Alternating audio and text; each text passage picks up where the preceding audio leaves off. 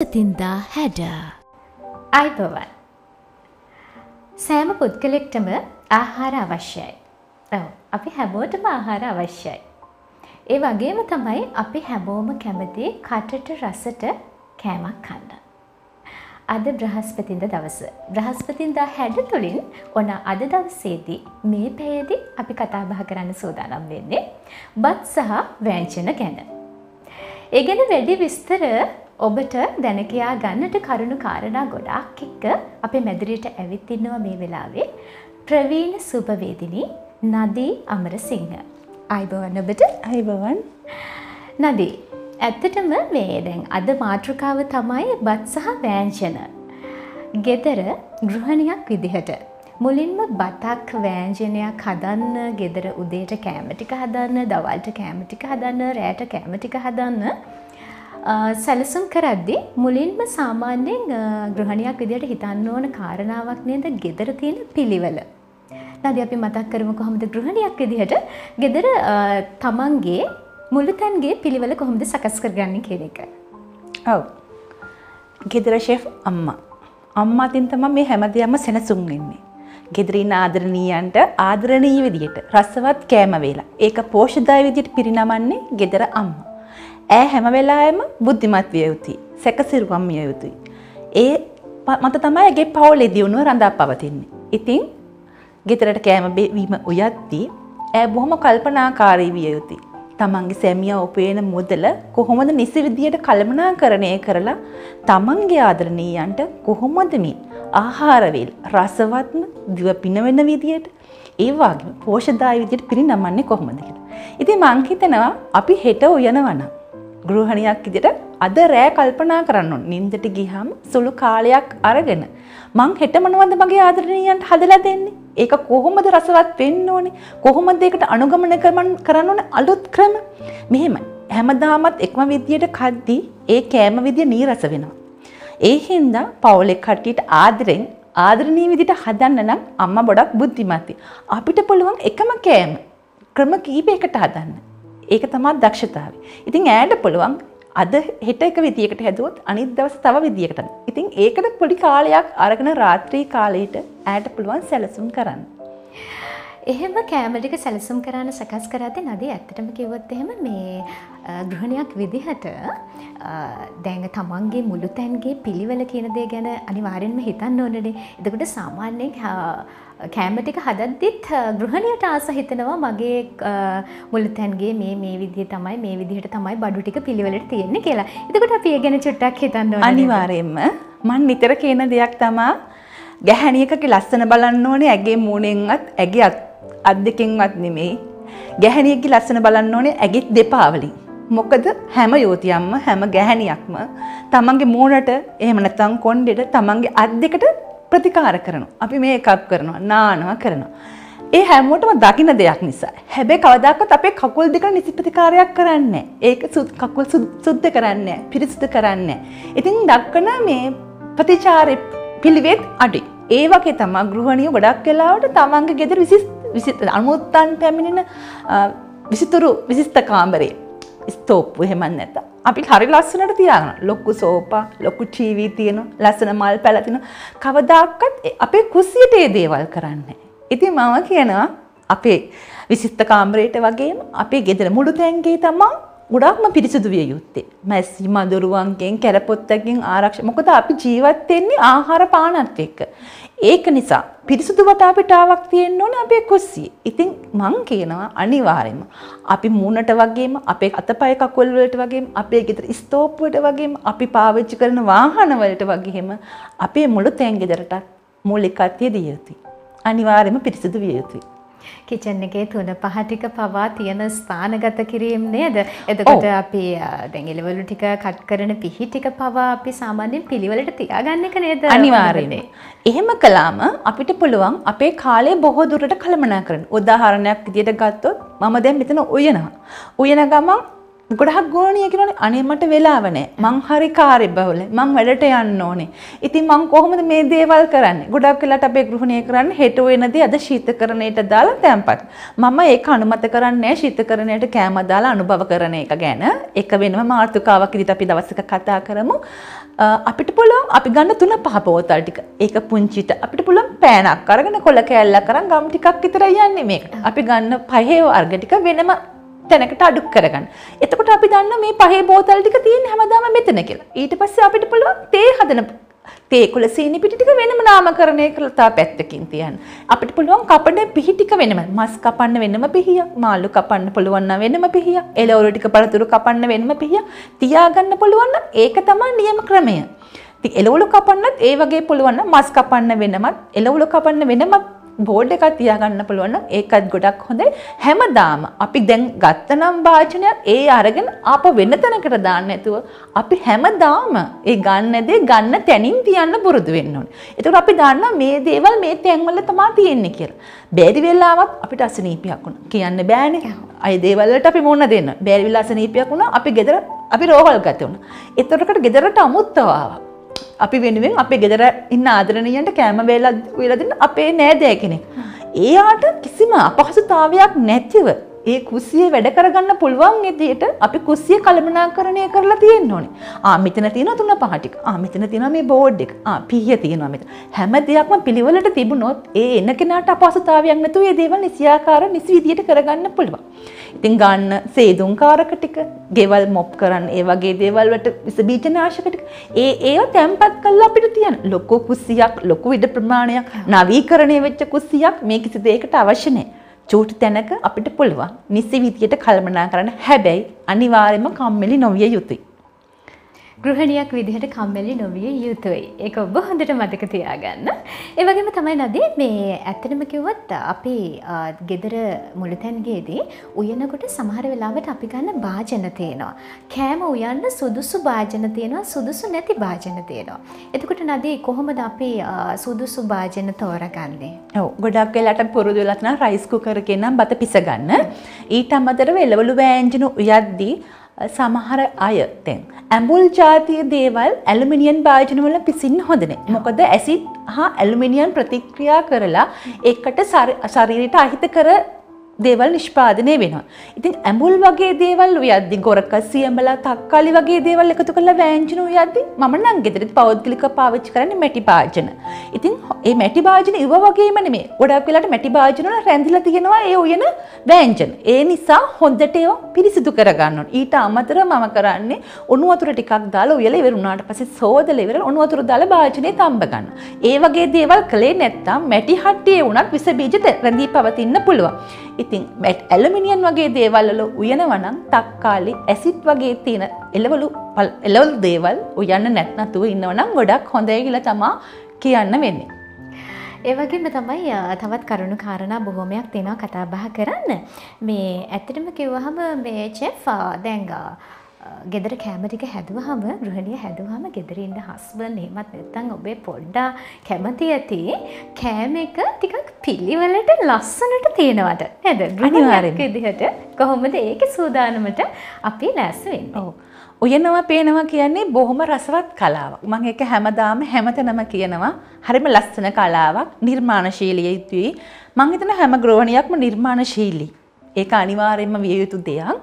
ඉතින් අපිට පුළුවන් කෑම වේල උනත් බත් පිඟානක් අපි පිළිගන්නවා කියමුකෝ. අපිට පුළුවන් ඒ බත් පිඟාන පිළිගද්දී මං කිව්වා වගේ නිර්මාණශීලී විය යුතු. දැන් අපිට දැන් අපි හිතමු මාළු කෑල්ලක් මිරිසට වෙලා තියෙනවා. ඒකටම තවත් රතු පාටට තවත් එළවලු දෙක තුනක් එකතු කළොත් එහෙම ඒ බත් පිඟානේ පිළිවෙලක් ලස්සනක් නැති වෙනවා. උදාහරණයකට අපි හිතමු අද අපි වුණා පරිප්පු වෑංජනය. ඒක කහ පාටට උයන්න පුළුවන්. මැල්ලුමක් හදා ගන්න පුළුවන්. ඒක කොළ පාටට උයා ගන්න. අපි මාළු යුවා. මාළු පුළුවන් අපිට රතු පාටට මිරිසට උයා ගන්න. එහෙම හදාගන්න. තව පොඩ්ඩක් කැමති නම් අපිට කරවිල සම්බල් එකක් වගේ හදා ගන්න පුළුවන්. ඒකට තක්කලි කැල්ලක් පේන්න වැඩිපුර, ලුණු ටිකක් වැඩිපුර පේන්න. ඒ වගේ පේනම වෙනස් කරලා අපිට පුළුවන් මේ බත් පිඟාන ලස්සන කලර්ෆුල් කරගන්න. ඉතින් අපි කනවා වගේම ඉස්ලාම රස බලන්නේ අපේ ඇස් දෙකෙන්. අපි ඒ දේ රස ඇස් දෙකෙන් රස බලලා ප්‍රියමනාප වුණොත් තමයි අනේ මේ මොනවද කියලා මේ ආසාවෙන් අපි කන්න උත්සාහ කරන්නේ. ඉතින් ඉස්සෙල්ලාම අපි කද්දී රස බලන්නේ ඇස් දෙක. ඊට පස්සේ තමයි අපේ නාසයෙන් සුවඳ දැනගන්නේ. ඊට පස්සේ තමයි අපේ දිව රස බලන්නේ. ඒ නිසා මං හිතනවා පිළිගැනීම අත්‍යවශ්‍යයි අනිවාර්යයෙන්ම. ඕනම කෑමක් හදලා ඒක පිළිවෙලට ඒක සර්ව් කරද්දි කෑම එක එතකොට ඔබට හිතේවි අද මගේ ආදරණීය වයිෆ් රසට කෑම ටික හදලා ඇති කියලා ඒ වෙලේම හිතට දැනෙන්න පුළුවන් හස්බන්ඩ්ට ඒ වගේම පුංචි අපේ පොඩ්ඩොන්ටත් හිතෙනවා ආද අම්මා රසට කෑම ටික හදලා කියලා නේද කෑම එක දකින්නකොට අනිවාර්යෙන්ම. හැබැයි ඒ හදද්දිත් අනිවාර්යෙන්ම දැනගන්න ඕනේ කෑම වේලේ පෝෂණීය බව රැකගන්න. දැන් සමහර මම මගේ රෙසිපිස් මම ක්‍රියේට් කරනවා හැම වෙලාවෙම. දැන් සමහරවිට අම්මලා නූඩ්ල්ස් හදනවා කියලා හිතන්නකො. එතකොට කරන්නේ ගොඩක් ගෘහණියෝ ভেජිටබල්ස් ටික දාලා ටෙම්පර් කරනවා. ඊට පස්සේ තමයි නූඩ්ල්ස් ටික එකතු කරලා ඒක ටෙම්පරාදු කරන්නේ. මං හිතනවා අමුයෙන් කන්න පුළුවන් එළවලු තියෙනවනේ. කැරට්, ගෝවා, බෝංචි, ලීක්ස් වගේ දේවල් අපිට හැම වෙලාවෙම පුළුවන් අමියෙන් ගන්න පුළුවන් නම් ගොඩක් හොඳයි. එතකොට ඒවේ පෝෂණීය ගුණය ගොඩක් අපිට රැක ගන්න පුළුවන්. අනික ඕනට වඩා කුක් කරාම, ඕවර් කුක් කළාම ඒ ভেජිටබල්ස් වල කලර් එක මෙරිලා යනවා. පාට පිච්චිලා යනවා. ඉතින් මම හිතනවා දැන් නූඩල්ස් ටිකක් හැදුවත් අද අපිට ටෙම්පරාදු කරලා හදන්න පුළුවන් එළවලු ටික. හෙට පුළුවන් නූඩල්ස් එකක් හදද්දී නූඩල්ස් ටික ටෙම්පරාදු කරලා අවසානට එළවලු ටික එකතු කරන්න. එතකොට කද්දි පොඩි ක්‍රන්චි ගතියකුත් තියෙනවා, ලස්සන වර්ණයකුත් තියෙනවා. ගුණාත්මක බවත් අපිට රැක ගන්න පුළුවන්. දැන් ඔබට ප්‍රශ්නයක් ඇති ගෙදර එකම විදිහට කෑම වේලක් හදනවට වඩා විවිධ විදිහට කෑම වේලක් හදන්න අනේ මට හිතෙන්නේ නැහැනේ මට අදහස් එන්නේ නැහැනේ. ඔහොම ගෘහණියක් විදිහට ඔබට හිතෙන්න පුළුවන් කාරණාවක් ඔක. ඇත්තටම චෙෆ් කොහොමද ගෘහණියක් විදිහට හිතන්න ඕනේ මේ එකම රටාවට කෑම ಜಾති හදනවට වඩා ටිකක් වෙනස් විදිහට ගෘහණියක්ට හිතන්න පුළුවන් ක්‍රම තියෙනවද? ඇත්තටම එකම දේ එකම විදියට කෑවම හරිම නීරස බවක් දැනෙනවා. ගෙදර අයට අප්‍රියයි, ආසෙ හිතෙන්නේ නැහැ. ඉතින් අපිට පුළුවන් එකම දේ විවිධ ක්‍රම වලට හදන්න. අපි හිතන්න චිකන් ගත්තා කියලා. හැමෝම කන දෙයක්.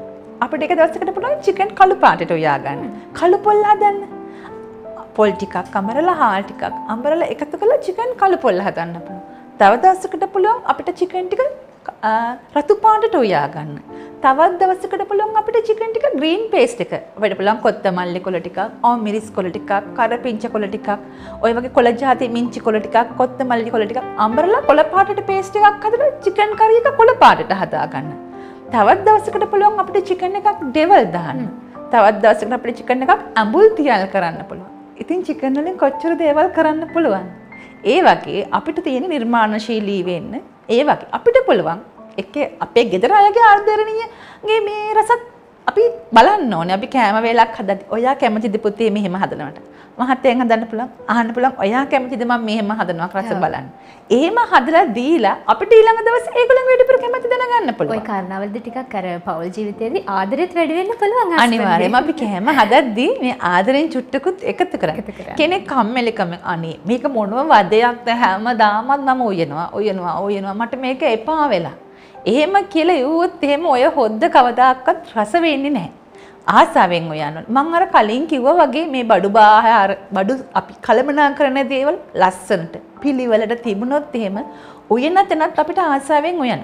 පුංචි මනි ප්ලාන්ට් පැලයක් අරගෙන වතුර ටිකක් දාලා ඒ පෝච්චියක් ලස්සනට කුස්සියේ තියන්න පුළුවන්. තව අවමිරිස් පැලයක් පුංචිට වවලා කුස්සියේ තියන්න පුළුවන්. විසික් කරලා නරක් වෙච්ච ලුණු ගෙඩියක් අරන් වැලි ටිකක ගහලා තිබුණොත් ඒක නිකම්ම ඉබේ පැලවෙනවා. එතකොට ඔය දේවලුත් ලස්සනට අහුරව ගත්තොත් අපිට ලස්සන තැනක ඉඳගෙන ලස්සනට උයන්න පුළුවන්. එතකොට අනිවාර්යයෙන්ම ආදරෙන් ආසාවෙන් උයන්න පුළුවන්. එතකොට නිකම්ම සිතිවිලි පහළ වෙනවා හිතට උයන්ති.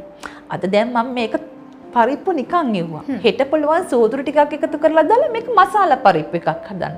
හෙට ඊළඟ දවසේ පුළුවන් පරිප්පු සම්බෝල් එකක් හදන්න. ඊ දවසේ පුළුවන් පරිප්පු කොෆ්ට කරි එකක් හදන්න. පරිප්පු මැල්ලුමක් හදන්න. අද දැන් මේ ඔක්කොම හැදුවා. පරිප්පු ටික බ්ලෙන්ඩ් කරලා කිරි ටිකක් එකතු කරලා පරිප්පු පේස්ට් එකක් හදලා බබාලට බටර් වෙනුවට පාන් වල ගාලා දෙන්න පුළුවන්. ඉතින් නිර්මාණශීලී තමයි විය යුත්තේ. වෙනස් විදිහට හිතන්න පුළුවන් නම් කෑම එකක් වුණත් හදනකොට ඒක තමයි යහපත් දේ නේද? අනිවාර්යයෙන්ම. හරි. ඒ වගේම තමයි මේ චෙෆ් නදී මේ දැන් පෝෂ්‍යදායී ආහාර වේලක් දෙන්න නිතරම ගෘහණියක් හිතන එක හොඳයි නේද? එතකොට මේ දැන් අපි ගෘහණියක්ට විතරක් නෙමෙයි මේක අපි හිතමු හොටෙල් ශ්‍රේෂ්ඨය ගත්තත් පෝෂණයෙන් අඩුවක් නැතුව පෝෂ්‍යදායී ආහාර වේලක් දිය යුතුයි නේද? අනිවාර්යයෙන්ම ඒක හොටෙල් ශ්‍රේෂ්ඨය නම් අනිවාර්යයෙන්ම වෙන දෙයක්. ඉස්ලට අනිවාර්යයෙන්ම මේක කරන්න ඕනේ. ඒක වෙනම පැත්තක්.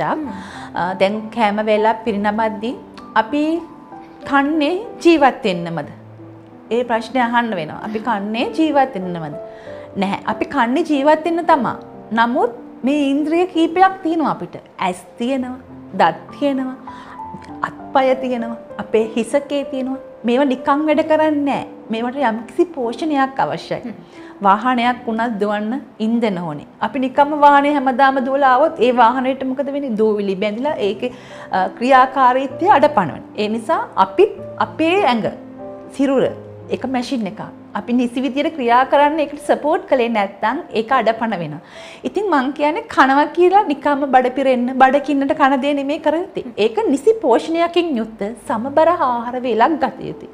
කාබෝහයිඩ්‍රේට්, ප්‍රෝටීන්, විටමින්, khනිජ ලවණ කියන මේ දේවල් අඩංගු කරගෙන අපි ආහාර වේලක් ගත යුතුයි. ඉතින් දැනට නම් ලංකාවේ 90%ක්ම සමබර ආහාර වේලක් ගන්නේ නැහැ. ඉතින් පෝෂණ උණතා ගොඩක් අපේ කට්ටියට තියෙනවා. මම හිතනවා ඉස්සරහට ප්‍රෝටීන් උණතාවයකුත් මතුවේ කියලා මේ තියෙන මිල ගණන් එක්කලා දැන් පොඩි අයට බිත්තරයක් මස් කෑල්ලක් දෙන්න එක දැන් ලොකු ප්‍රශ්නයක් කියලා. ඉතින් අපි ඒ දේවල් වලට විකල්ප මාර්ග වලට යොමු වෙන්න වෙනවා. ගස් කොළවල දේවල් වැඩිපුර අනුභව කරලා ඒ විදිහට අපිට ආහාර බැලන්ස් කරලා රස බලන්න අපිට අවශ්‍ය පෝෂණය ගන්න උත්සාහ කරන්න වෙලා තියෙනවා.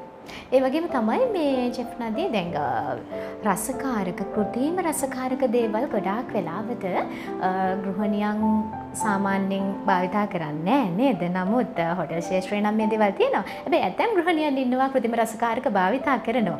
කෘත්‍රිම රසකාරක නැතුව කොහොමද අපි කෑමක් හදන්න මොන වගේ දේවල්ද පාවිච්චි කරන්න ඕනේ? මං අහන්න කැමති ඇයි අපි රසකාරක පාවිච්චි කරන්නේ? අපේ රට හැම දෙයකින්ම සපිරි හැම දෙයකින්ම පරිපූර්ණ වසනවන්ත රටක්. අපි වාසනාවන්තයෝ මේ රටේ ඉපදුන එක ගැන. කුරුඳු, සේර, රම්ප, කරපිංච, කරදමුංගු, කරාබු නැටි, වසාවාසි, එනසාල්, සූදුරු මේ හැම දෙයක්ම අපිට තියෙනවා. සියඹලා තියෙනවා, ගොරක තියෙනවා. මේ හැම දෙයක්ම අඩුවක් නැතුව අපිට තියෙනවා. ඉතින් මේවා තියෙද්දි ඇයි අපේ දිවට තවත් රසකාරක එකතු කරන්නේ? මං හිතනවා ඒ කිසිම දෙයක් නැතුව මේ ස්වාභාවික රසකාරක එකතු කරලා අපිට රසවත් සුවඳ ගහන නිරෝගීමත් කෑම වේලක් හදන්න පුළුවන්. මේ රසකාරක එකතු කළා රසය විතරන්නේ මේ අපි බලාපොරොත්තු වෙන්නේ. ගොරක වගේ දෙයක් එකතු කරොත් ඒකෙන් අපි ගුණය බලාපොරොත්තු. සියඹලා වගේ දෙයක් එකතු කළොත් සියඹලා කියන ගොඩක් ගුණ දෙයක්. ඒකෙන් අපි ගුණය බලාපොරොත්තු. උළුවහල් එකතු කරොත් ඒකෙන් සුවඳ රසය ගුණය මේ හැමදේම අපිට ලැබෙනවා. ඉතින් ඇයි අපි රසකාරක වලට යන්නේ? වසවිස සල්ලි දීලා වසවිස කන්න අවශ්‍ය වෙන්නේ නැහැ. අපිට පුළුවන් අපේ වටා පිටාමවත් අපිට පුළුවන් පුංචි කරපිංච පැලයක් වවා ගන්න. අපිට පුළුවන් පොඩි රම්පි පැලයක් වවා ගන්න. රම්පි ගැන මතක් කරද්දි මේ කාරණයක් කියන්න ඕනේ. පහුගිය කාලේ ලොකු ආందోලනයක් ඇති වුණා රම්පි පාවිච්චි කරන්න එපා පිළිකාකාරකයි කියලා. ඒකට හේතුව තමයි ගොඩක් අය මගෙන් අහලා තියෙන ප්‍රශ්නයක් තමයි රම්පි පැලයක් වැවුවාම ගොඩක් වෙලාවට වවන්නේ අපි ලිඳක් ගාව. එහෙම නැත්නම් අපි රෙදි සෝදන නාන වතුර යන ටැප් එකක් ගා. ඉතින් අපි මේ සබන් වලින් පිට වෙන රසායනික ද්‍රව්‍ය ගිහිල්ලා අර රම්පේ පැලේ උරා ගන්නවා. නදී අපි ඒ ගැන කතා බහ කරමුද වැඩිදුරටත් කෙටි විරාමයකට ගිහිල්ලා. අනිවාර්යයෙන්. කෙටි විරාමයකින් අනතුරුව අපි නැවතත් හමු වෙමු. බත් සහ වෑංජන ගැන ඔබට බොහෝ කරුණු කාරණා දැන කියා ගන්න පුළුවන් අද හඳුන්වා දීමේ වැඩසටහන. දා හැඩ. විරාමයෙන් අනතුරුව නැවතත් අපි කතා කරන්න සූදානම් අද බ්‍රහස්පතින්දා හැඩ තුලින් බත් සහ වෑංජන ගැන කරුණු කාරණා අපිත් එක්ක අද දවසේදී මේ විදිහට සම්බන්ධ වෙලා ඉන්නේ ප්‍රවීණ සූපවේදිනී නදී අමරසිංහ. චෙෆ් අපි ඊළඟට කතා කරමු මේ දැන් අපි කතා කරමින් හිටියේ රම්ප කරපිංච භාවිතා කරන්නේ කොහොමද ඒකෙන් මොන හරි අතුරු ප්‍රතිඵලයක් තියනවද කියන කාරණාවනේ. ඔව් අපි නැවතත් ඒ ගැනම කතා කරමු. ඔව් මං වගේ රම්බ පැලයක් වතුර දැන් අපි සෝදලා සබන් වතුර සෝදලා ගලා යන තැනක වැවුවොත් තමයි ඒකේ තියෙන රසායනික ද්‍රව්‍ය සබන් වල තියෙන රසායනික ද්‍රව්‍ය රම්පේ පෙරේ උරා ගන්න. එහෙම රම්පේ පැලයක් අනුභව කළොත් තමයි ඒකෙන් අපිට අතුරු ආබාධ ඇති වෙන්නේ. ඉතින් අපිට පුළුවන් සබන් වතුර ගසාගෙන යන තැනක රම්පේ පැලේ පැල කරන්නේ නැතුව පෝච්චික පැල කරන්න. ගොඩක් අය කරන වරදක් නේද චෙෆ්? මේ සාමාන්‍යයෙන් හිතනවා දැන් මේ අපි නාන වතුර ටික යන තැන මේ රම්පි පැලයක් හැදුවොත් මේක මැරෙන්නේ නැහැ ලස්සනට රම්පි පැලේ වැවෙනවා කියලා. වතුරත් එක්කලා වැවෙන නිසා ඒක ගොඩක් අය හිතන්නේ ඒක එහෙම තමයි. ඉතින් අපි අර දේ කල්පනා කරන්නේ මේ යන්නේ සබන් වතුර නේද මේ අපතේ යන දෙයක් මේ පැලේ උරා ගන්නව නේද කියන දේ අපි හිතන්නේ නැති දේ තමයි එතන පොඩි ප්‍රශ්නයකට තියෙන්නේ. ඉතින් අපිට පුළුවන් පෝච්චික පැල කරලා සාර්ථක කරගන්න. ඒ වගේම තමයි තවත් කරුණු කාරණා රැසක්ම ඔබට දැන කියා ගන්න තියෙනවා. ඒ කරුණු අතරින් චෙෆ් අපි මතක් කරමු මේ දැන් ගොඩක් ගෘහණියන්ට තියෙන ප්‍රශ්නයක් තමයි ගෘහණියක් විතරක් නෙමෙයි කෑම බීම හදන නේද? චෙෆ්ලාට මේ හැමෝටම තියෙන ප්‍රශ්නයක් තමයි මේ ආහාර කල් තබා ගැනීම කියන එක. ආහාර ඇසුරුම් කරද්දි කල් තබා ගද්දි මොන වගේ කරුණු කාරණාද අපි සැලකිලිමත් වෙන්න ඕනේ ඇත්තටම? ඔව්.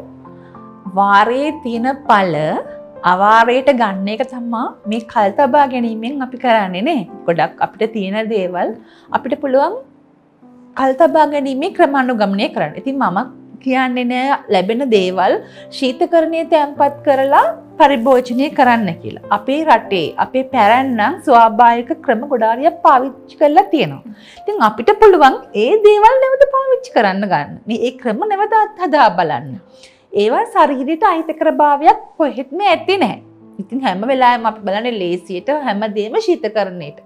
හරියට ගබඩා කාමරයේ විදිහට තමයි අපි පාවිච්චි කරන්නේ. හැමදේම කරලා ශීතකරණයේ තැම්පත් කරනවා. හොදි ටිකක් උයනවා, ඉතිරි වෙනවා, ඒක ෆ්‍රිජ් එකකට දානවා, ආපහු ගන්නවා. පහුවෙන් දවසේ රත් කරනවා. ඉතින් මස් වගේ දේවල් නැවත රත් කරන්න හොඳ නැහැ. මස්, බිත්තර, බීට් රාබු, හතු, කිරි වගේ දේවල් නැවත රත් කරන්න එකවරක් රත් කළාට පස්සේ නැවත රත් කරන්න හොඳ නැහැ. ඉතින් ඒ ගැන දැනුවත් වෙලා ඉන්න ඕනේ කෑම හදද්දි. මොකද මේ කෑම අනුභව කරන්නේ අපේ ගෙදර අපේ ආදරණීයන්. අපේ ආදරණීය දරුවෝ කුඩා අය. ඉතින් අම්මා දෙන දේ හැමෝම ආදරෙන් රස බලනවා. හිතන්නේ නේ අම්මා තින් වරදක් වෙලා තියෙනවායි කියලා. ඉතින් පොඩි අනතුරක් වෙන්න පුළුවන්. අනිත් දේවල් අනිත් වසවිස වගේ නෙමේ ආහාර කියන්නේ. හරිම ඉක්මනින් ක්‍රියාත්මක වෙලා ඒක වස වෙන දෙයක්. ඉතින් ඒ නිසා අම්මගේ අතේ ලොකු වගකීමක් තියෙනවා මේ කෑම හදද්දී හරිම කල්පනාකාරීව තමන්ගේ දරුවන්ට තමන්ගේ ආදරණීයන්ට කෑම වේල හදන්න. ඒ ක්‍රම කීපයක් තියෙනවා. අපිට පුළුවන් කොස්සට ගමුකෝ අපි. අපිට පුළුවන් වැල්ලේ යට දාලා වෙලේ කොස්සට හදන්න. පැරණි ක්‍රමයට. පැරණි ක්‍රම. නැත්නම් කොස්සට ටික අවුවේ වේල ගන්න පුළුවන්. අවුව අපිට නිතර ලැබෙන දෙයක්. ඉතින් අපිට පුළුවන් අවුවේ දාලා වේල ගන්න. දෙහි ටිකක් අපිට වැඩිපුර ලැබුණා. අපිට පුළුවන් ඒක ලුණු දෙයි දාන්න. එහෙම නැත්නම් වෙලියට දාලා තියාගන්න. මොකද වෙලියට දාන එකෙන් වෙන්නේ pH අගය අඩු කරන එක. ලැබෙන ආලෝකය අඩුයි. ඒ හින්දා තෙතමන ගතිය නිසා ඒවා දීර්ඝ කාලයක් තියාගන්න පුළුවන් අවස්ථාව තියෙනවා අපිට. අපි ගමු මාළු ටික. මාළු ටික අපිට පුළුවන් උඹල කඩ කරගන්න. වේලකලා කරවල කරගන්න පුළුවන් ලුණු ටිකක් දාලා. එහෙම නැත්නම් දුම් මැස්සි එල්ලලා දුම් අල්ලලා ඒක දුම්ෙන් මේ පුලුස්ස ගන්න පුළුවන්. එහෙම නැත්නම් අපිට පුළුවන් ජාඩි දාන්න. එහෙම නැත්නම් ඇඹුල් තියලා හදන්න පුළුවන්. අපිට පුළුවන් මාළු මස් වගේ දේවල් කල් තියාගන්න.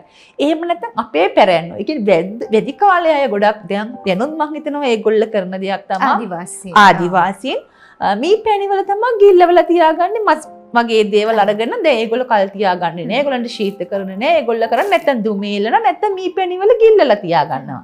අපිට පුළුවන් පළතුරු වගේ දේවල් මේ පැණිවල ගිල්ලලා තියාගන්න. ඒකෙන් දීර්ඝ කාලයක් තියාගන්න පුළුවන්. මේ පැණි කියන්නේ හිත කර දෙයක්. වසවිස අඩංගු වෙලා නැහැ. ඉතින් අපි ඒ වගේ ස්වාභාවික ක්‍රම වලින් අපිට පුළුවන් ආහාර කල් තියාගන්න. ඉතින් මේ පැණි වගේ දෙයක් කල් තියාගන්න නම් අපිට පුළුවන් ඒකට ගම්බිරිසැට දෙක තුනක් එකතු කරන්න.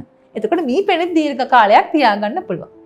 ඒ වගේම තමයි චෙෆ් ගොඩක් කලාවට ගෘහණියන් කරන වරදක් තමයි මල බැඳුණු භාජන භාවිතා කරනවා මේ යුම් පියුම් කටයුතු කරනකොට. ඒ වගේම තමයි ආහාර ටික කල් තබා ගන්නකටත් වෙලාවකට මල බැඳුණු භාජන භාවිතා කරනවා. සාමාන්‍යයෙන් ඒක නොදැනුවත්කමෙන් හරි සමහර වෙලාවට ටිකක් ඒ භාජනේ මල බැඳිලා තියෙන්න පුළුවන්. මොකක්ද ඒ ගැන කියන්න තියෙන්නේ? ඔව් ඒ ගැන සැලකිලිමත් විය යුතුයි අනිවාර්යයෙන්ම. මම අර මුලින් කිව්වා වගේ ඇලුමිනියම් භාජන වගේ දේවල් මල බැඳෙන්න පුළුවන්. ඉතින් ඒ වගේ අවස්ථාවේදී සැලකිලිමත් වෙන්න ඕනේ. අපි පාවිච්චි කරන අපි උයන එළවලුත් එක්කලා ඒ මල ප්‍රතික්‍රියා කරන්න පුළුවන් මල බැඳිච්ච ඒවා. ඉතින් අපේ ජීවිත අනුතරේ එහෙම වුණොත් ඒක නිසා අනිවාර්යයෙන්ම කල්පනාකාරීව ඒ වගේ භාජන නොන් ස්ටික් භාජනයක් වුණත් ඒක සීරිලා තියෙනවා. නොන් ස්ටික් එක ගිහිලා තියෙනවා නම් ඒක භාවිතයට ගන්න හොඳ නෑ ඇත්තටම. ඉතින් නොන් ස්ටික් භාජනයක් එහෙම වෙන්න ගොඩක්ම හේතුව තමයි නොදැනුවත්කම. ඒ වගේ දෙයකට ප්ලාස්ටික් හැන්දක් භාවිතා කරන්න ඕනේ. අපි non stick එකක් පාවිච්චි කරද්දී ඇලුමිනියම් හැන්දක් පාවිච්චි කරොත් තමයි non stick එක හීරෙන්නේ. නැත්නම් පිරිසිදු කිරීමේදී අපි ඇලුමිනියම් වලින් මොන හරි දෙයකින් තදින් ඇතුළුව තමයි non stick එක තුවාල වෙන්නේ. non stick භාජනයක් වගේ දේවල් පිරිසිදු කරද්දී අපිට පුළුවන් ස්පොන්ජ් කෑල්ලකින් පිහදලා දාන්න. එතකොට මේ භාජනේ දීර්ඝ කාලයක් අපිට තියාගන්න පුළුවන්. ඉතින් කරියක් වෑංජනයක් පිසිද්දී වුණත් මං හිතනවා දැන් අපි තුමුක කරවල හොද්දක් හදද්දී වුණත් ඇල්මිනියම් හැන්දක් පාවිච්චි කරන්නේ නැතුව අපිට පුළුවන් පොල් කටු හැන්දක් පාවිච්චි කරන්න. වැඩි මුදලක් යන්නේ නැහැ. ලේසියෙම පහසෙම ගෙදරදී හදා ගන්න පුළුවන්. ඉතින් ඒ වගේ දේවල් ගැන කල්පනාකාරී විය යුතුයි. මම මුලින් කිව්වා වගේ අපේ මේ ආහාර අනුභව කරන්නේ කවුරුත් නෙමේ. අපේ ගෙදර ආදරණීයන්. ඉතින් මේ ආදරණීයන් හැම කෙනාගේම ජීවිතයට රැකිලා තියෙන්නේ ආදරණීය ගෘහණියක එහෙම නැත්නම් ආදරණීය අම්මගේ අතේ. අපි මේ ගැන කතා කරන්න ඕනේ දිගින් දිගට. මොකද ගෘහණියන්ට මේ දේවල් සිදුවන්නේ අත්වැරදීමෙන් වෙන්න පුළුවන් නේද? දැන් සමහර වෙලාවට ලුණු ගෙදර ලුණු ටික භාවිතා කරනකොට බෝතල් කරනවා ගොඩක් වෙලාවට. හැබැයි අපේ පැරණි මුතුන් මිත්තෝ අපේ ගෙදර ඉන්න අම්මා අත්තම්මා මේ වගේ අය පාවිච්චි කරන්න වෙනම භාජන තිබුණා. ඒකේ කොහොමද ආරක්ෂාව සහ අනාරක්ෂාව ගැන කතා කරන්නේ? ගොඩක් වෙලාවට තිබේ මැටි හට්ටියක තමයි ලුණු දාලා. එහෙම නැත්නම් ලුණු පොල් කට්ටක් තමයි භාවිතා කළේ. මොකද ඒ දේවල් වල ප්‍රතික්‍රියා කිරීම අඩුයි. ඔව් ඉතින් අර අපිට පුළුවන් ලුණු භාජනයක ලුණු පොල් කට්ටක් තියාගන්න පුළුවන්. අපි විසික් කරන ලුණු පොල් කට්ටක් අපිට පොඩ්ඩක් සූරලා කරලා අර මේ පොල් කට්ටේ ලස්සනට තියාගන්න පුළුවන් අපේ පැන්ටි ටොප් එක උඩ. එහෙම නැත්නම් අපේ දුම් මැස්ස උඩ ලස්සනට තියාගන්න පුළුවන් මේ පොල් කට්ට. පොඩ්ඩක් ලස්සනට ඒක සූරලා කරලා ලස්සන කරලා ඉතින් හරි ලේසියෙන් මේක ගන්නත් පුළුවන්. කිසිම වසක් විසක් අපිට කලවම් වෙන්නේ නැහැ. කිසිම ප්‍රතික්‍රියාවකට භාජනය වෙන්නේ නැහැ. අපිට පුළුවන් මේ ලුණු ටික ලස්සනට ඒ විදිහට නිසි විදිහට ප්‍රිය. නැත්නම් ප්ලාස්ටික් වගේ දේවල් වල ලුණු වගේ දේවල් සාමාන්‍යයෙන් දාන්නේ නැහැ. ඉතින් නැත්නම් වීදුරු බෝතලයක් පාවිච්චි කරන්න ඕනේ. ඇලුමිනියම් වගේ දේවල් වල දාන්නේ නැහැ. ඒ ගැන සැලකිලිමත් වෙන්න ඕනේ. ඉතින් අපේ ගෘහණියෝ සුළු දේවල් අර කාලෙත් එක්කලා මේවා දැන් නවීකරණය වෙලා තියෙනවා. ඉතින් නවීන පරපුර මේ දේවල් නොදන්නව නෙමේ දන්නවා. සැලකිලිමත් වීම තමයි අත්‍යවශ්‍ය වෙන්නේ. ටිකක් සැලකිලිමත් වෙන්න ගෘහණියක් විදිහට ඔබ ටිකක් වැඩිපුර සැලකිලිමත් වෙන්න ඔබේ හස්බන්ඩ්ට දරුපැටවන්ට පවුලේ අයට මේ හැමෝටම කෑම ටික හදලා දෙද්දී. හරි අද දවසේ අපි මාතෘකාවේ විදිහට කතා කරන්නේ බත් සහ ව්‍යංජන ගැනනේ. ශ්‍රී ලංකාව ගත්තාම මේ බත බුලතින් ස්වයංපෝෂිත රටක් මේක. අපේ ප්‍රධාන ආහාරය වෙන්නේ චෙෆ් බත් නේද? අනිවාර්යයෙන්ම. ගොඩක් අය බත් තමයි අපේ ලංකාවේ කට්ටිය බත් තමයි ආහාරයට ගන්න. ඉතින් අපි මාතෘකාව බත් සහ ව්‍යංජන කියලා කියවනේ චෙෆ්. එතකොට අපි කතා කරමු අපේ රටේ මොනවද බත් වර්ග? ලංකාව ගත්තාම ලංකාවට ආවේනික බත් වර්ග මොනවද? ඔව් අපේ රටට ආවේනික පාරම්පරික හාල් තියෙනවා. සුවඳෙල්, මඩතවාලු, කලොහීනටි, මාදෙල්, රද්දෙල්, පච්ච පෙරුමාල්, කුරුළු තුඩ ඔය වගේ දේවල් තමයි පැරණි කාලේ වගා කරපු දේවල්. ඉතින් පැරණි කාලේ අපේ යෝධයෝ එහෙම නැත්නම් මුතුන් මිත්තෝ ඉටු රජකොල්ලෝ යෝධ වැව් හදලා තියෙන්නේ මේ පාරම්පරික හාල් අනුභව කරලා. ඒ දැන් නවීකරණය වෙලා තියෙනවා. ගොඩාක් වෙලාට අපි කරන්නේ සම්බහාල්, සුදු කැකුළු හාල් වගේ දේවල් වලට යොමු වෙලා තියෙනවා. ඉතින් මට කතාවත් එක මතක් වෙනවා බුදුරජාණන් වහන්සේට සොජාතා සිටු දේවීන් වහන්සේ කිරිපිඩි පූජා කළා තියෙන්නේ මේ සුවඳැල් කියන හාල්. ඔව් හරිම සුවඳයි මේක සුවඳැල් අහල බත දෙද්දී ඊට අමතරව දැන් හොයාගෙන තියෙනවා සුවඳැල් හාලේ ග්ලයිසිමික් අගය ගොඩක් අඩුයි කියලා. ඒ කියන්නේ අපි ආහාර අරගෙන ජීර්ණය වෙලා ඒ ජීර්ණ වුණාට පස්සේ අපේ ලේ වලට එකතු වෙන සීනි ප්‍රමාණය හරිම හිමින් තමයි එකතු වෙන්නේ. ඉතින් මේ ඒ වගේ ආහාර වේලක් ගත්තාම කුස හොඳට පිරෙනවා. නිරෝගීව ඉන්න පුළුවන්. ඒ වගේ දේවල් ඒ හාල් වල තිබිලා තියෙනවා. ඉතින් අපි දැන් කරන්නේ ගොඩක් වෙලාවට දියවැඩියා රෝගියෙක් වුණත් කරන්නේ රතු බත් ටිකක් කන එක. මම හිතනවා රතු හාලක් ගත්තට පස්සේ රතු හාල පොලිෂ් කරනවානේ අපේ ওই ගොවියෝ. එතකොට ඒකේ තියෙන නියුඩු ගතිය ඔක්කොම ඉවත් වෙලා යනවා. ඉතින් ගුණය නැති වෙනවා. ඔව් බත් ඇටයක බත් පිට පොත්තේ වගේම බත් ඇටේ ඇතුළට ෆයිබර් ගතිය ගොඩක් තිබුණොත් තමයි ගොඩක් වටින්නේ හාල් ඇටේ. ඉතින් දැන් අපි කන හාල් වල ගොඩක් තියෙන්නේ පිට පොත්තේ තියෙන ෆයිබර්ස් ටික විතරයි තියෙන්නේ ඇතුලේ තියෙන ෆිස්ටේ. ඉතින් ඒක නිසා තමයි දියවැඩියාව හැදෙන්නේ, ස්ථූලභාවය ඇති වෙන්නේ. ඒ වගේ දේවල්. ඉතින් බත් එකක් හාල් එකක් තෝරගනිද්දී අපි සැලකිලිමත් වෙන්න ඕනේ. පිට පොත්තේ තන්තු තියෙන, ඇතුළටත් තන්තු තියෙන හාල් වර්ගයක් තෝරගෙන හැබැයි එහෙම අහලක් කනකොට බත ඉදව ගන්න ගොඩක් වෙලා යනවා. මොකද තැම්බෙන්න වෙලා යනවා ගොඩක් තන්තු ගතිය වෙන නිසා. අනික අපි ආහාරයට ගත්තට පස්සේ ඒක ජීර්ණය වෙන්න ගොඩක් වෙලා යනවා. ආහාර ජීර්ණය වෙන්න වෙලා යනවා කියන්නේ අපිට අනිත් ආහාර වේලත් එක්ක තියෙන රුචිකත්වය. කියන්නේ ඇපිටයිට් එක අඩු කරනවා. නිතර නිතර කන්න තියෙන ආසාව අඩු වෙනවා කියන්නේ අපි ස්ථූල වෙන එකෙන් වෙලකෙන එක. අනික බරට බරයි. එතකොට අපිට හිතෙන්නේ තව මීල් එකකට යන්න. ඉතින් ඒ වගේ ලොකු වාසි ගොඩක් තියෙනවා. එහෙම වාසි ගොඩක් තියෙනවා. ඉතින් අපේ රටේ විදිහට අපි නිතරම බත් කන එකත් හොඳයිනේ නේද චෙෆ්? මං කියනවා බත් කන්න එපා. බත් චුට්ටක් කන්න, ව්‍යංජන ගොඩක් කන්න. එළවලු ගොඩක් කන්න. ඔව්. ඒක තමයි හොඳම දේ. ඔව් දැන් කියනවනේ බතෙන් තියෙන පිෂ්ඨය විතරයි, බඩ පිරෙන එක විතරයි. පිෂ්ඨයෙන් අපිට අවශ්‍ය සම්පූර්ණ පෝෂණය ලැබෙන්නේ නැහැ. පොඩි බිත්තරයක් පැත්තකින් බිත්තරයක් කන්න බැන්නම් මාළු කෑල්ල, කරවල කෑල්ල, ඒ වගේ දේයක් එකතු කරගන්න උත්සාහ කරන්න. ඊට අමතරව පරිප්පු තන්තු ගතිය ගොඩක් වැඩි, ප්‍රෝටීන් ගතිය තියෙනවා. පරිප්පු ටිකක්, එහෙම නැත්නම් වට්ටක කෑල්ල, එහෙම නැත්නම් කැරට් ටිකක්, ඒ වගේ එළවලුවක් එකතු කරගන්න බලන්න. ගොටුකොළ සම්බල් ටිකක්, මුගුණ ඇන්න ටිකක්, ඒ වගේ පලා චුට්ටක් එකතු කරගන්න. ඒ වගේ දේවල් එකතු කරලා පරිපූර්ණ ආහාර වේලක් රස බලන්න පුළුවන්. කෙටි විරාමයකින් අනතුරුව නැවතත් අපි කතා බහ කරමු. අද දවසේදී බත් සහ වෙන්දා හැඩ. විරාමයෙන් අනතුරුව නැවතත් අපි කතා බහ කරන්නේ බත් සහ ව්‍යංජන ගැන බ්‍රහස්පතින්දා හැඩ තුලින්.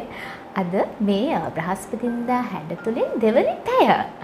චෙෆ් අපි දැන් කතා කර හිටියේ මොනවද අපේ රටට ආවේනික බත් වර්ග කියලා. දැන් සමහර වෙලාවට ගෙදර විවිධ විදිහට බත් හදනවනේ නේද? එතකොට ලංකාවේ කොහොමද හදාගන්නේ? ඔව්. ගොඩක් වෙලාවට අපි කිරිබත තමයි අපේ රටේ මූලිකනේ. අපිටම ආවේනික කෑමක් කිරිබත. අපිට කිරිබත පුළුවන් මුං කිරිබත් හදන්න.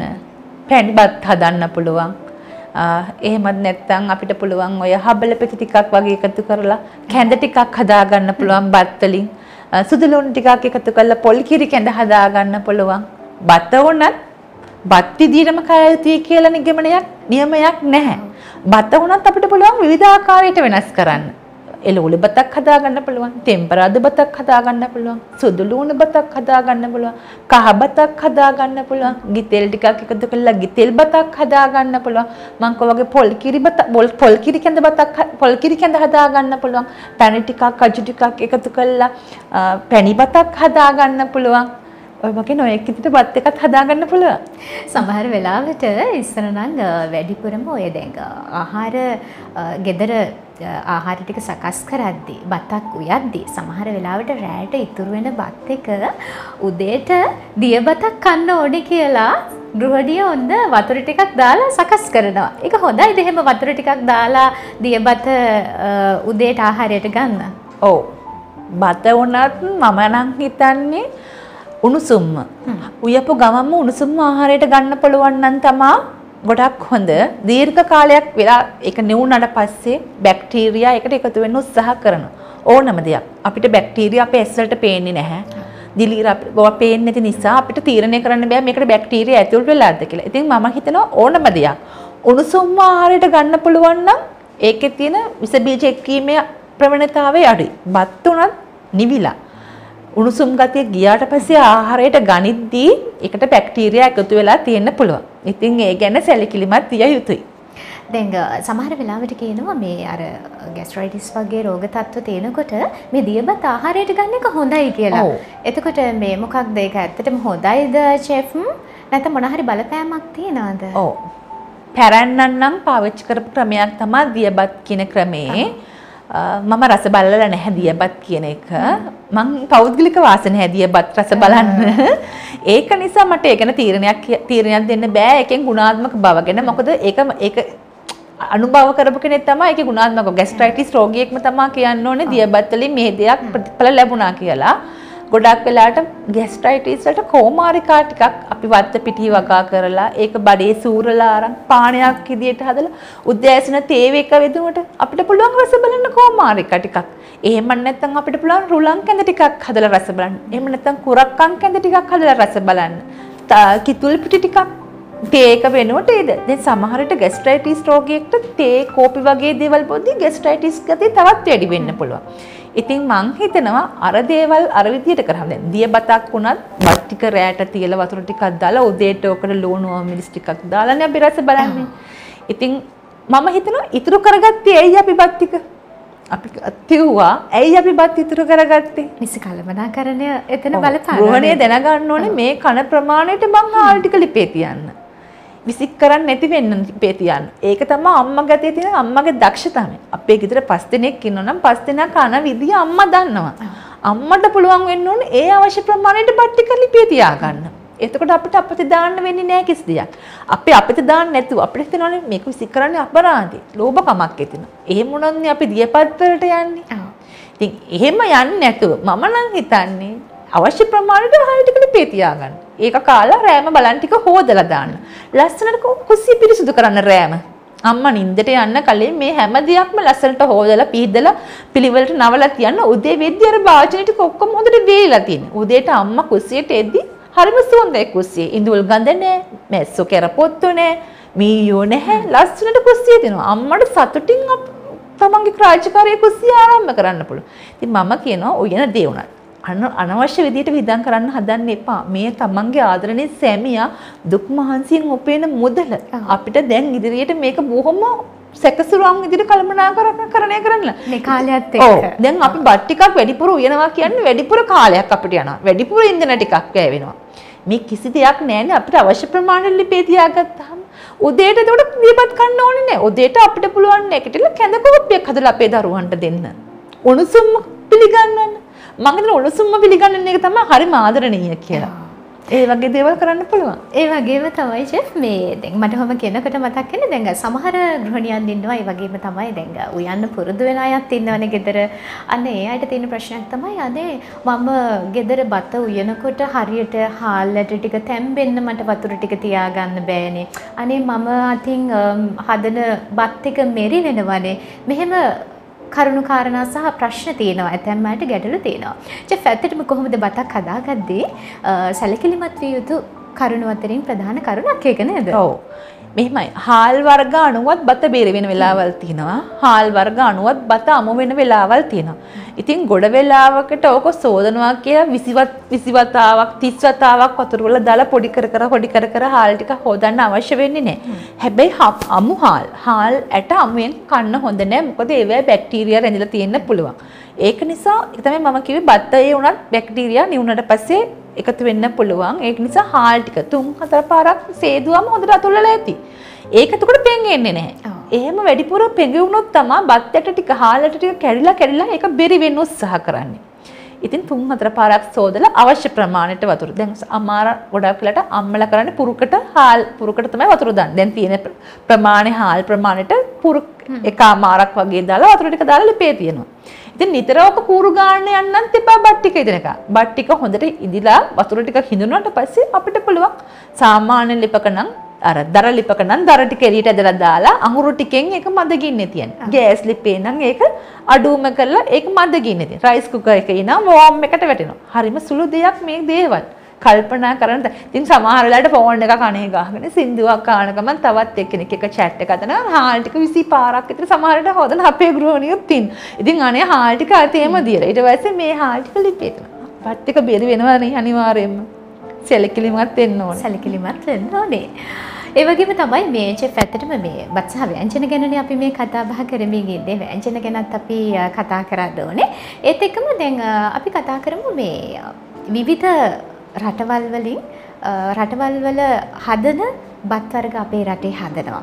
ඒ වගේම තමයි විවිධ රටවල් වල හදන ව්‍යංජන අපේ රටේ හදනවා. ඒ වගේම තමයි සමහර වෙලාවට මේ විවිධ ප්‍රදේශ අනුව මේ බත් සහ ව්‍යංජන හැදීමේ වෙනසක් තියෙනවා. පිස ගැනීමේ වෙනසක් තියෙනවා. මොකක්ද මේ වෙනස? ටිකක් මතක් කරමු අපි ප්‍රදේශات එක්කම.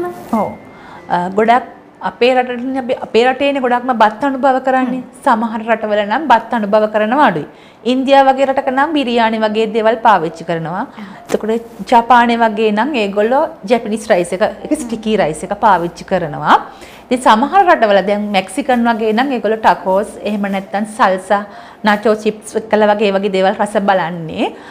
ඊට අමතරව ඉතාලිය වගේ රටවල් නම් පිට්සා පැස්ටා වගේ දේවල් තමයි රස බලන්නේ. ඉතින් ඒ රටවල ඒ අයට විශේෂ ආහාර ක්‍රම තියෙනවා. ආහාර වර්ග තියෙනවා.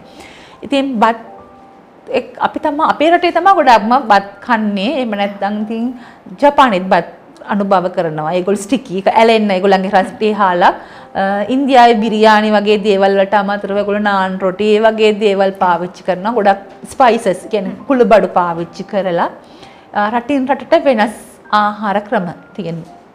ඒ වගේම තමයි මේ චෙෆ් විවිධ ප්‍රදේශ තියෙනවනේ අපි ලංකාව ගත්තොත් එහෙම ලංකාව ගත්තාම දැන් දකුණු පළාතේ ව්‍යංජන හදන විදිහ ටිකක් වෙනස් නේද? එතකොට දැන් කොළඹ පැත්තේ අය කෑම හදන විදිහ වෙනස්. එතකොට අපි බදලු බණ්ඩාර වෙල ගත්තොත් එහෙම ඒ අය ටිකක් වෙනස් විදිහට හදන්න පුළුවන් නේද? හැමෝම එකම විදිහට මේ ව්‍යංජන හදන්නෙත් නැහැ. ටිකක් අපි මතක් කරමුද ඒ වගේ ව්‍යංජන ටිකක් සහ ඒවා විවිධ පළාත්වල හදන ක්‍රම? ඔව්. වැඩි දෙයක්ම ඕනේ නැහැ. අපි පුරුද්දක් විදියට අපි හැමෝම ජීවිතය අවසන් ගමන් යනවා ජීවිතේ. ඒක හැමෝටම ස්ථිර දෙයක්. අපි හැමෝම යන්න ඕන ගමනක් ඒක. ඉතින් ඒ දවසට අපේ ගෙදර මලබතක් කිදෙන ඕනම කෙනෙක්ගේ ගෙදරට මරණයකින්. ඉතින් මේ මලබත උනත් මලබත දැන් ඔයද්දී අපි ගොඩක් වෙලාට කරන්නේ වට්ටක්කා කරවල තමා ගොඩක් කොළඹ පැත්තේ නම මම කොළඹ වට්ටක්කයි කරවලයි තමයි අපේ එන මලබතට උයන්නේ. ඒ මලබතම උයනවා සමහර ගම්වල වෙනස් විදියට. ඒ මලබතට ලුණු සම්බල් හදනවා, සමහර අය වට්ටක්කා උයනවා, සමහර කරවල හදනවා, සමහර අය කොස්මෙල්ලුම් හදනවා. එහෙම හදන ප්‍රදේශයක් තියෙනවා. සමහර මලබත් දැන් මගුල් ගෙදරක වගේ උයනවා. කහබත් හදලා, ෆ්‍රයිඩ් රයිස් හදලා, චිකන් කරි, කජු යල සියල්ලම සම්පූර්ණ. සම්පූර්ණ. ඉතින් මලබතත් ඒ විදිහට වෙනස් වෙනවා. ඉතින් අපේ අනිත් කෑම රටාවත් එහෙම වෙනස් වෙනවා. හත් මාළුව ගත්තත් අපේ පාරම්පරික කෑම වේලා තමයි හත් මාළුව. කොළඹ අය උයන්නේ ඊට වඩා වෙනස් ක්‍රමයකට ගාල්ලෙයි තමයි හුඟක් වෙලාට වෙනස් ක්‍රම අනුභව කරන්නේ. ගාල්ලේ උයන ක්‍රමේ වෙනස්. දැන් වැඩි දෙයක් ඕනේ හැලපයක් ගත්තොත් අපි කරන්නේ හැලපෙට කුරක්කන් එක්කලා පැණි පොල් ටික දාලා එකට අනලා හදන එක. ගාල්ලෙක් මාතර කට්ටිය කරන්නේ දකුණේ පළාතේ කට්ටිය කරන්නේ කුරක්කන් තලපේ අරගෙන ඒක වඩලා ඒක උඩට පැණි පොල් දාලා ආපහු හැලපෙ විදිහට හදලා ඒක ස්ටීම් කරන එක. ගොඩක් වෙනස් ක්‍රම. ඒ වගේම තමයි තවත් ක්‍රමයක් තියෙනවා චෙෆ්. දැන් අපි හිතමු තමන්ගේ ගෙදර ඉන්න කෙනා වෙජිටේරියන්. එයා මස් මාළු කන කෙනෙක් නෙවෙයි නේද? එහෙම හිතන සමහර පළාත්වල අය සමහර කියන්නේ කෑම හදන්න දන්න අය කරන දෙයක් තමයි මේ සමහර ව්‍යංජන හදනවා මස් මාළු විදිහට. ඒ කියන්නේ ভেජිටබල් වලින් මස් මාළු වල රසය ගන්න පුළුවන් ආකාරයට කෑම ටික හදනවා. මොනවද ඒ වගේ කෑම සහ ඒවා හදන විදිහ චුට්ටක් අපි මතක් කරමු. වැඩි දෙයක් ඕනේ නැහැ. පරිප්පු ගමු අපි. පරිප්පු කියන්නේ හැමෝම දන්නේ හැමෝම කන කෑමන්නේ. පරිප්පු දැන් ඉවහම දැන් පොඩි අය දන්නා මේ වෙලා තියෙන අම්මා පරිප්පු කියලා. දැන් ගොඩක් වෙලාට මම අහලා තියෙනවා මිනිස්සු කියන මුම්මස් කියලා. ඔයා උනත් මේ දවස්වල ප්‍රසිද්ධයි නේද? ඒකේ හරිම නම තමයි කොෆ්ටා. ඩාල් කොෆ්ටා. මේක ඉන්දියානුවන් අතර ගොඩක් ප්‍රසිද්ධයි. ඩාල් කොෆ්ටා කරි කියන එක.